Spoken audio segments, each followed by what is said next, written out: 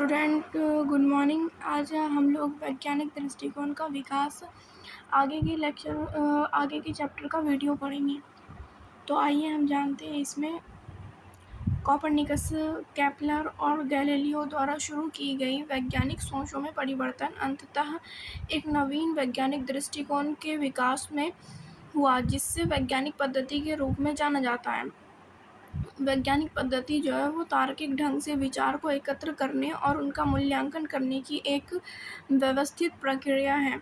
मतलब जो वैज्ञानिक दृष्टिकोण का जो विकास हुआ वो किस किस वैज्ञानिकों के कारण हुआ, आज हम इस वीडियो में उनके बारे में जानेंगे। तो पहले वैज्ञानिक है गैलीलियो गैलीली। गैलीलियो गैलीली जो है वो इतालवी मूल के वैज्ञानिक गैलीलियो गैलीली ने खगोल विज्ञान में बढ़ते सिद्धांतों में महत्वपूर्ण योगदान दिया। वो डच की लेंस से प्रभावित होकर उन्होंने अपना दूरबीन बनाने का निर्णय लिया और 1609 ईस्वी में स्वयं का दूरबीन बनाया और उसके उपयोग खगोल दुर्घटनाओं का निरीक्षण करने के लिए किया। उन्होंने 1610 में इन्हें अपनी उल्लेखनीय टिप्पणियों का दस्तावेजीकरण करते हुए स्टाररी मैसेंजर शीर्षक जैसे एक संक्षिप्त लेख प्रकाशित किए। गैलीलियो ने बृहस्पति की परिक्रमा करने वाले 4 चंद्रमाओं के अस्तित्व की घोषणा की और सूर्य पर काले धब्बे की पहचान की। उसके बाद उन्होंने चंद्रमा के आसपास की जो खुरदरी सतहों का अवलोकन किया और अरस्तु के इस धारणा का खंडन किया कि चंद्रमा और तारे एक शुद्ध दोष रहित पदार्थ से बने हुए। मतलब जो अरस्तु वैज्ञानिक थे उन्होंने कहा था कि चंद्रमा जो है वो शुद्ध पदार्थ से बने हुए हैं, किंतु गैलीलियो ने अपनी दूरबीन के प्रयोग से इसका अध्ययन कर बताया कि चंद्रमा का जो सतह है वो बहुत ही खुरदुरा है। गैलीलियो टिप्पणियों ने उनके गति के नियम के साथ मिलकर कोपरनिकस के सिद्धांत को भी मजबूत समर्थन प्रदान किया। गैलीलियो जब कोपरनिकस के सिद्धांत को सपोर्ट कर रहे थे तो चर्च के जो अधिकारी थे उनके साथ इनका संघर्ष बढ़ा। इन्होंने 1616 में कैथोलिक चर्च ने गैलीलियो को कोपरनिकस की जो हेलियोसेंट्रिज्म की वकालत करने के खिलाफ चेतावनी दी। इस मामले में सार्वजनिक चुप्पी बनाए रखने के बावजूद गैलीलियो ने अपने अध्ययन को जारी रखा और 1632 में उन्होंने इस किताब को प्रकाशित किया, जिसमें dialogue earnings the two chief world system के नाम से इस किताब को प्रकाशित किया और उसमें कोपरनिकस के सिद्धांत को सहमति दी। किंतु 1613 ईस्वी में न्यायिक जांच का सामना करना पड़ा गैलीलियो को और बहुत सारी यातनाओं का सामना करना पड़ा, जिसके कारण उन्होंने अपना समर्थन इस मॉडल से वापस ले लिया। उसके बाद हम जानते हैं कोपरनिकस के योगदान को। कोपरनिकस एक अन्य वैज्ञानिक जो पोलिश पादरी और निपुण खगोलशास्त्री निकोलस कोपरनिकस ने एक उल्लेखनीय बौद्धिक यात्रा शुरू की। इस यात्रा में वे बहुत सारे यूरोपीय विश्वविद्यालयों में गए, जिनमें क्राको, बोलोग्ना, पडुआ, फेरारा सहित ये यूरोपीय विश्वविद्यालय ही हैं। इन्होंने उनके ज्ञान की खोज में चर्च, कानून और खगोलीय विज्ञान शामिल थे, जो ब्रह्मांड में प्रचलित टॉलेमिक भू-केंद्रित मॉडल की अंतर्निहित विसंगतियों के प्रति बढ़ते असंतोष से प्रेरित था। इस पंक्ति का अर्थ यह है कि जो कोपरनिकस थे वे टॉलेमिक की जो भूकेंद्रित मॉडल थी जिसमें उन्होंने पृथ्वी को ब्रह्मांड के केंद्र में रखा था, उसमें बहुत सारी विसंगतियां थी, जिस कारण ये बहुत असंतोषजनक थे।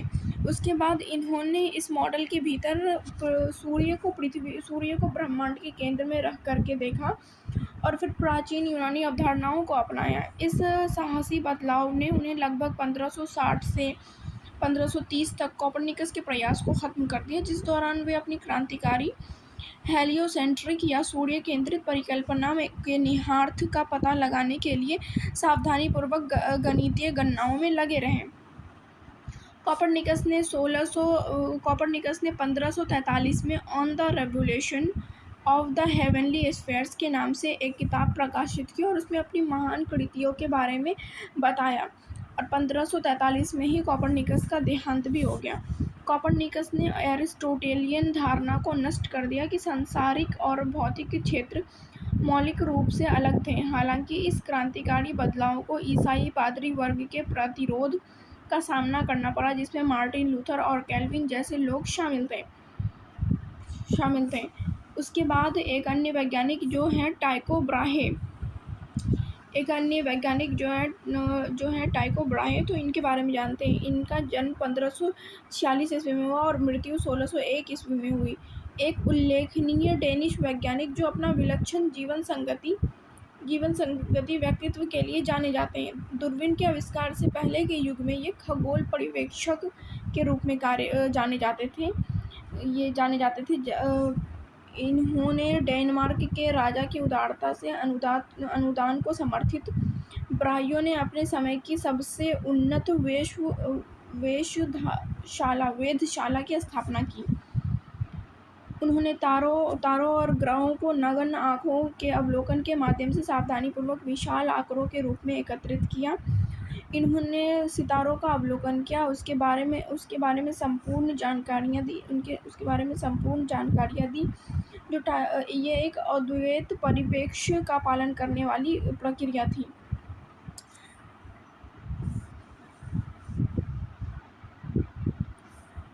उसके बाद इन्होंने 1557 में एक धूमकेतु का अवलोकन के दौरान टाइको ब्राहे ने अभूतपूर्व खोज की। धूमकेतु ने आकाशीय विस्तार को प्रभावित कर एक अंडाकार पथ का अनुसरण किया। इस खोज ने आकाशीय पूर्णता की प्रचलित धारणा को चुनौती दी, जो एरिस्टोटेलियन प्रणाली का एक केंद्रीय सिद्धांत जो केवल वृत्त के पूर्ण मानता था। तो इस तरह टाइको ब्राहे ने सूर्य के तारों की अवधारणा बताई। फिर एक अन्य वैज्ञानिक जो हैं जोहान्स केपलर की अंडाकार कक्षा। टाइको ब्राहे के सहायक के रूप में काम करने वाले प्रतिभाशाली युवा जर्मन जोहान्स केपलर ने अपने गुरु के प्रचुर खगोलीय डेटा का व्यापक विश्लेषण किया। जोहान्स केपलर जो थे वो टाइको ब्राहे के टीम में काम करने वाले व्यक्ति थे और ये एक युवा जर्मन वैज्ञानिक थे। इन्होंने केपलर के गहन अवलोकन से एक घटना का पता चला जिनमें सूर्य के निकट आने वाले ग्रह कभी-कभी धीमी और कभी-कभी तेज गति के साथ अलग-अलग गति प्रदर्शित करती है। केपलर ने वर्षों के अथक परिश्रम से कई परिकल्पनाओं को व्यापक गणनाओं के अधीन किया, जिससे यह निष्कर्ष निकाला गया कि ग्रहों की कक्षा गोलाकार नहीं थी जैसा पहले माना जाता था। अर्थात पहले पोप चर्चों के द्वारा ये बताया गया था कि ग्रहों की जो कक्षाएं हैं वो गोलाकार है। तो जोहान्स केपलर ने इसी अवधारणा को गलत साबित किया। उन्होंने प्रभावशाली कार एस्ट्रोनोमिया नोवा और न्यू एस्ट्रोनॉमी 1609 में केपलर ने ग्रह की गति के अपने पहले 2 नियम प्रस्तुत किए, जिनमें उन्होंने पहले नियम में बताया कि केपलर ने ये दावा किया अपने पहले नियम में कि ये जो कक्षा है वो अंडाकार है, ना कि गोलाकार है। उन्होंने इस अंडाकार कक्षा के लिए 2 केंद्र की अवधारणा प्रस्तुत की, जिसमें एकल केंद्रीय बिंदु की अवधारणा पर सवाल उठाया, और इनका जो दूसरा नियम है उसमें है कि सूर्य के चारों ओर अपनी कक्षाओं के दौरान ग्रह की परिवर्तनीय गति का वर्णन किया, जिसमें बताया कि ग्रह अपनी कक्षा के साथ समान समय अंतराल में समान क्षेत्र का आच्छादन करता था। उसी के साथ इसने तीसरे नियम में बताया कि सूर्य के चारों ओर किसी ग्रह की घूर्णन की अवधि का वर्ग सूर्य के दूरी के घन के समानुपाती है। अर्थात हम ऐसे समझ सकते हैं कि दूरी का वर्ग, तो दूरी का वर्ग और उसकी सूर्य की दूरी का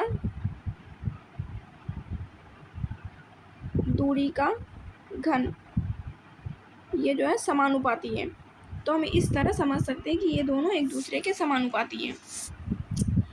उसके बाद केपलर ने नियमों की सार्वभौमिकता का एक उल्लेखनीय प्रमाण तब सामने आया जब उदाहरण के लिए उन्होंने गैलीलियो की दूरबीन का उपयोग करते हुए देखा कि बृहस्पति के 4 चंद्रमाओं ने केपलर द्वारा बताए गए गति के नियम का पालन किया है। तो अर्थात केपलर ने अपने सिद्धांत को यहाँ तक सीमित रखा। उसके बाद उसके बाद एक अन्य वैज्ञानिक न्यूटन के बारे में हम जानते हैं।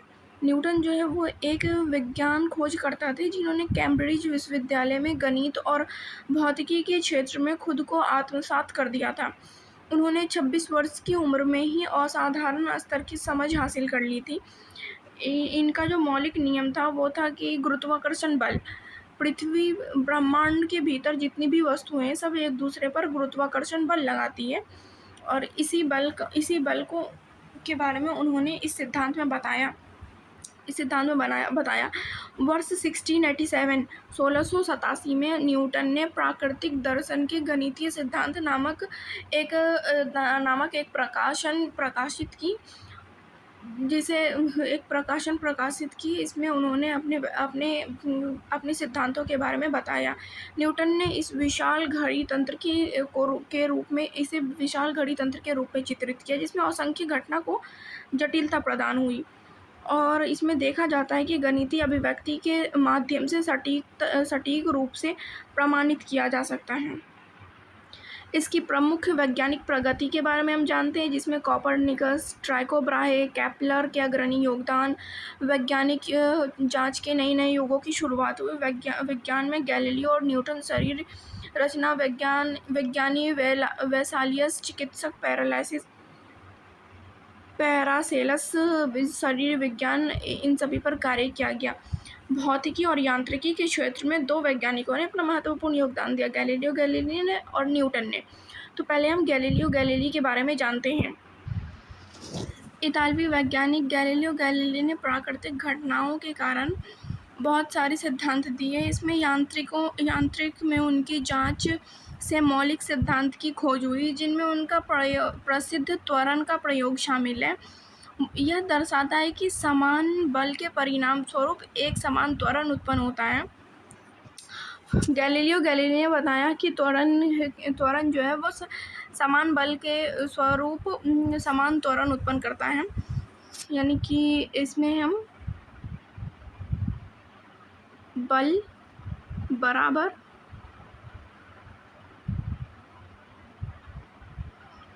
त्वरण, अर्थात समान बल तो समान त्वरण, तो इन दोनों को हम इक्वली रख सकते हैं। उसके बाद इन्होंने बताया कि गैलीलियो ने जड़त्व का अभूतपूर्व नियम तैयार किया। जड़त्व के नियम में उन्होंने बताया कि कोई भी वस्तु स्थिर वस्तु हमेशा स्थिरावस्था में ही रहती है जब तक कि उन पर कोई बाह्य बल न लग जाए, और यह दावा भी किया कि कोई वस्तु अनिश्चित काल तक गति में बनी रहती है जब तक कि उस पर कोई बाह्य बल उसे बाधित ना करे। आकाशगंगा उसके बाद उन्होंने रहस्योदय घटना के बारे में बताया कि आकाशगंगा में अनगिनत तारे शामिल हैं एवं चंद्रमा की जो सतह है वो ना तो चिकनी है और ना ही एक समान है। जो इससे पहले अभी मैंने आपको वीडियो में बताया कि उन्होंने इससे पहले बताया था कि जो दूरबीन का प्रयोग करके कि चंद्रमा की जो सतह है वो बिल्कुल भी समान नहीं है और खुरदुरी है, तो वही बात वो दोबारा से बता रहे हैं। उनका काम dialogue on two chief system of the world के प्रकाशन के बाद, जिसमें कोपरनिकस का समर्थन करते हुए अरिस्टोटेलियन और टॉलमिक विचार पर व्यंग्य किया था। गैलीलियो को पोप इंक्विजिशन में विधर्मी आरोप का सामना करना पड़ा और कारावास का सामना करना पड़ा। अत्यधिक दबाव में उन्होंने सार्वजनिक रूप से कोपरनिकस विश्वास को त्याग दिया। बताया था कि पोप की जो उनके साथ जो संघर्ष शुरू हुआ था उसमें उन्होंने कोपरनिकस की अवधारणा को त्याग दिया था। उसके बाद आते हैं आइजैक न्यूटन अपनी महान रचना प्रिंसिपिया का प्राकृतिक दर्शन के गणितीय सिद्धांतों में, ये दोनों जो है एक ही प्रकाशन का नाम है, बस अलग अलग नाम है। न्यूटन ने गति के 3 नियम दिए और सार्वभौमिक गुरुत्वाकर्षण के नियम को भी तैयार किया। गुरुत्वाकर्षण नियम जिसमें प्रत्येक वस्तु एक दूसरे पर समान बल लगाती है, और फिर उन्होंने गति का पहला नियम दिया जिसमें बताया कि गैलीलियो की अंतर्दृष्टि के प्रतिनिधित्व करता है, जिसमें कहा गया है कि आराम की स्थिति में वस्तु आराम में ही रहती है, जबकि गति की में वस्तु एक सीधी रेखा में स्थिर गति तक बनी रहती है। उसके बाद है इनका दूसरा नियम, जिसमें कहा गया है कि बढ़ा हुआ बल किसी भी वस्तु को गति देता है जिनमें अधिक द्रव्यमान त्वरण का प्रतिरोध करता है। गति का तीसरा नियम है कि प्रत्येक क्रिया के समान और विपरीत प्रतिक्रिया होती है। फिर इसके बाद इन्होंने लेंस और प्रिज्म में न्यूटन की जांच ने आधुनिक प्रकाशिकी के लिए आधार तैयार किया। इसके अतिरिक्त न्यूटन और जर्मन दार्शनिक गॉटफ्राइड विलियम लिबनीज ने स्वतंत्र रूप से इस नई गणितीय प्रणाली को कैलकुलस विकसित किया। उसके बाद हम जानते हैं जीव विज्ञान के क्षेत्र में भी बहुत सारे वैज्ञानिक हैं। बहुत सारे वैज्ञानिकों ने अपना योगदान दिया, जिसके अंदर गैलेन जो एक यूनानी चिकित्सक हैं, वेसेलस के बारे में बताया। फिर विभिन्न वैज्ञानिक क्रांति भी इस समय तक बहुत विकसित हो चुकी थी। आधुनिक शरीर विज्ञान में 1600 के दशक में शुरुआत में एक अंग्रेजी डॉक्टर विलियम हॉर्वे ने अपना प्रथम कदम उठाया। विलियम हॉर्वे ने रक्त परिसंचरण तंत्र के बारे में बताया। जानवरों में हृदय और रक्त की गति पर उन्होंने अपना निष्कर्ष 1628 में दिया। फिर रॉबर्ट हुक, जिन्होंने माइक्रोग्राफिया नामक पुस्तक लिखी और उसमें सूक्ष्म जीव के बारे में बताया। उसके बाद है एंटोनी ल्यूवेनहुक, जिन्होंने प्रोटोजोआ और बैक्टीरिया के बारे में बताया। उसी तरह रसायन विज्ञान में बॉयल ने प्रथम रासायनिक संरचना के बारे में बताया। फिर वैज्ञानिकों ने गैस के अनेक शुद्ध रूप को अलग अलग कर उनका अध्ययन करने के लिए आवश्यक तकनीकें विकसित की, जिसमें क्लोरीन, हाइड्रोजन और कार्बन की खोज हुई। ऑक्सीजन की पहचान जो है कॉर्ले शीले द्वारा किया गया था 1700 के दशक में। फिर 1777 तक फ्रांस में एंटोनी लेवोजियर ने ऑक्सीजन के साथ जलती हुई सामग्री के तेजी से मिलने के रूप में दहन को उजागर कर दिया। उसके बाद अन्य वैज्ञानिक है विलियम गिलबर्ट, जिन्होंने चुंबकत्व की प्रकृति को दी, जैसे डी मैग्नेट नामक पुस्तक में भी अपनी प्रक्रिया शामिल की और निष्कर्ष निकाला कि पृथ्वी स्वयं एक विशाल चुंबक के समान व्यवहार करती है, जिसमें चुंबकीय ध्रुव इसे भौगोलिक ध्रुव में बहुत करीबी स्थिति है। चुंबकत्व और उसके गुणों के बारे में गिलबर्ट की जांच 1800 शताब्दी में अद्वितीय रही। वैज्ञानिक क्रांति की कुछ व्याख्याएं भी हैं। इन व्याख्याओं में आप अब थोड़ा प्रत्येक वैज्ञानिकों के बारे में बता देंगे तो इससे काम हो जाएगा।